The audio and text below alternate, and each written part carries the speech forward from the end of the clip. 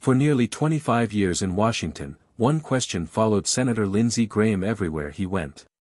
It had nothing to do with elections or policy. People wanted to know why he never married. He was never seen with a wife at public events. There was no fiancé. No family story. Whenever reporters asked, he usually laughed it off with a joke. But after his sudden death at the age of 71, that silence finally came to an end. His younger sister shared the truth. And what she revealed changed the way many people looked at his entire life. But to understand her answer, we have to go back to where everything began. Lindsey Olin Graham was born on July 9, 1955, in the small town of Central, South Carolina. His parents, Millie and Florence James Graham, owned a local business called the Sanitary Cafe. It was more than a restaurant. It also included a bar, a pool hall, and a liquor store. In the early years, the family even lived in rooms behind the business before moving into a small house next door. As a boy, Lindsey spent countless hours helping his parents, learning the value of hard work long before anyone imagined he would one day serve in the United States Senate. But life was about to test him in ways no young man could ever expect. And what happened next would shape every decision he made for decades. He became the first person in his family to attend college, enrolling at the University of South Carolina. Like many students, he expected a normal future. Then everything changed. In 1976, his mother died from Hodgkin lymphoma. Just 15 months later, his father suffered a fatal heart attack. In barely more than a year, both parents were gone. Lindsey was only 20 years old. His little sister, Darlene, was just 11. There were no wealthy relatives ready to take over. No easy solution waiting in the background. Suddenly, a college student found himself responsible for a grieving child. Most people at that age are trying to discover who they are. Lindsey had to become someone else's parent instead.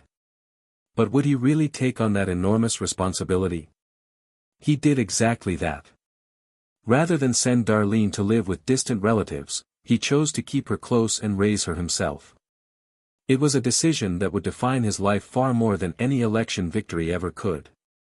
While finishing college and later attending law school, he became the person his sister depended on every single day. Friends later said the tragedy forced him to grow up almost overnight. The carefree years of youth disappeared.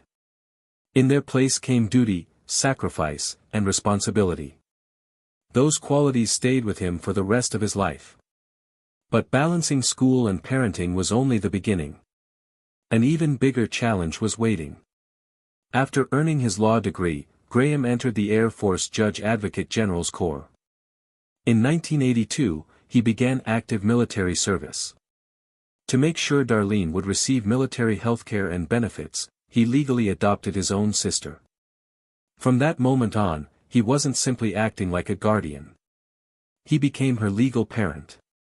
Darlene would later say that neither of them questioned the arrangement. It simply became their life. While other young adults were dating, getting married, or starting families, Lindsey was helping raise a teenager who had lost both parents. It wasn't a symbolic act. It meant school problems, emotional struggles, daily routines, and countless responsibilities that most people never see. But could he keep all of that together while building a military career? For 33 years, Graham served in the Air Force and Air Force Reserve. During his active duty years, he worked as both a military prosecutor and defense attorney. For part of that time, he was stationed at Rhein-Main Air Base in Germany. Being thousands of miles away made raising his sister even more difficult. Whenever possible, he returned home to check on her progress and relied on trusted family friends to help while he was overseas. Those who knew the family said Darlene never lacked guidance or support. Lindsey made sure of that, even from another continent. His commitment left very little room for romance. Looking back, it becomes easier to understand why marriage never became his priority. But the story didn't stop there. Years later, when Graham announced his campaign for president in 2015, he and Darlene quietly stopped at their parents' graves before making the official announcement. The night before, she returned to the old pool room above their childhood home for the first time in nearly 30 years. Friends said the memories overwhelmed her. It reminded both of them how everything had started. Eventually, Darlene explained publicly that her brother simply devoted the years when most people build families to raising her instead. She said he was trying to finish school while taking care of a young girl who had nowhere else to go. In that single explanation, decades of public curiosity suddenly made perfect sense. But while his private life stayed quiet, his public career was just beginning. Graham first worked as an assistant attorney in Oconee County before becoming city attorney for Central, South Carolina. In 1992, he won a seat in the South Carolina House of Representatives. 2 years later, he was elected to the U.S. House of Representatives. Then, in 2002, he entered the United States Senate, succeeding longtime Senator Strom Thurmond. Over the years, he won re-election several times and became one of Washington's most recognizable Republicans. Yet one friendship stood above all others. And that relationship would shape much of his national reputation. His closest political ally was Senator John McCain of Arizona. Along with Senator Joe Lieberman, the three became known around Washington as the Three Amigos. They often worked together on defense and foreign policy issues. McCain once joked that he had watched Graham date many attractive women over the years but had never seen him come close to getting married. The comment reflected genuine affection between two longtime friends. When McCain was diagnosed with brain cancer in 2017, Graham helped inform fellow senators about the devastating news. After McCain passed away the following year, Graham remained close to the family, continuing to visit and offer support long after the headlines disappeared. But while those friendships drew attention, his political positions often sparked even bigger debates. Throughout his Senate career, Graham became known for working across party lines, especially on immigration reform.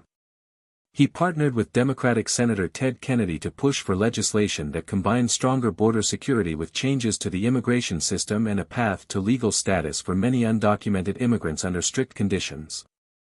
Supporters praised his willingness to compromise. Critics argued the proposals went too far. Years later, he became one of the Republican leaders behind the bipartisan Gang of Eight immigration bill in 2013. The Senate approved it, but the House never passed it. Even so, Graham's role cemented his reputation as one of the Republican Party's most visible voices on immigration. But that was only one part of his legacy.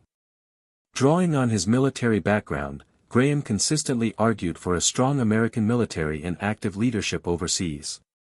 He traveled repeatedly to Iraq and Afghanistan to meet with troops and military leaders. Later, after Russia invaded Ukraine, he made several visits there as well, insisting that American support was important for international security.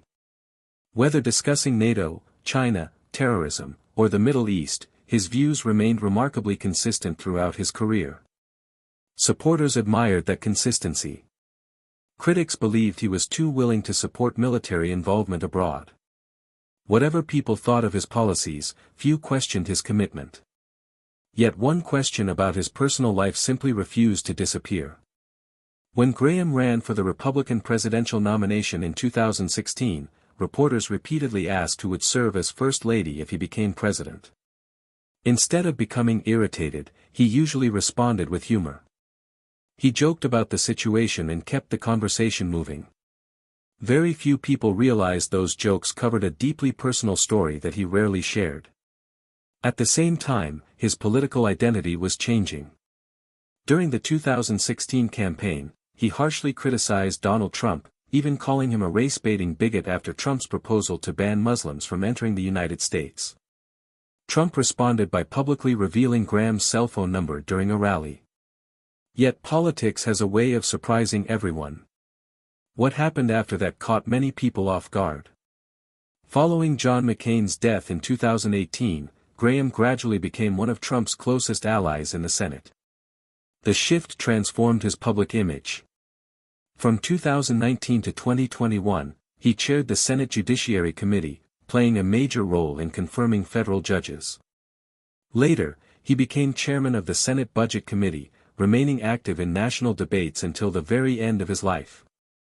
Then, in July 2026, everything suddenly stopped.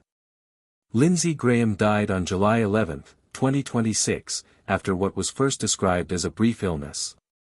A preliminary medical examination later suggested a torn aorta linked to hardened arteries, a condition that can remain hidden until it suddenly becomes fatal.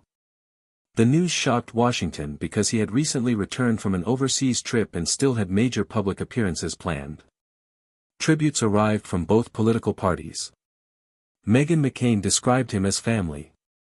Others remembered his decades of public service and military commitment.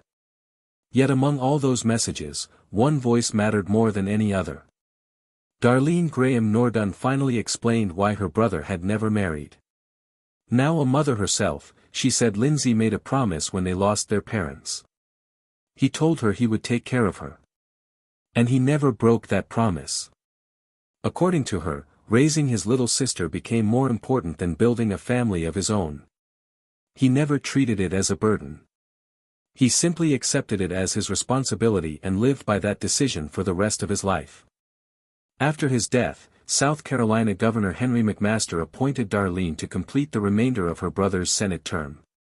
Standing in Washington to take the oath of office, she said her brother had always been there for her, and now she hoped to honor him in return. It was a remarkable full circle. More than 50 years earlier, a 20-year-old college student had promised an 11-year-old girl that she would never be alone. That promise carried them through law school, military service, decades in the Senate, and finally back to the very place where his public life had ended. In the end, there was no hidden scandal. No secret relationship. No mystery waiting to be uncovered.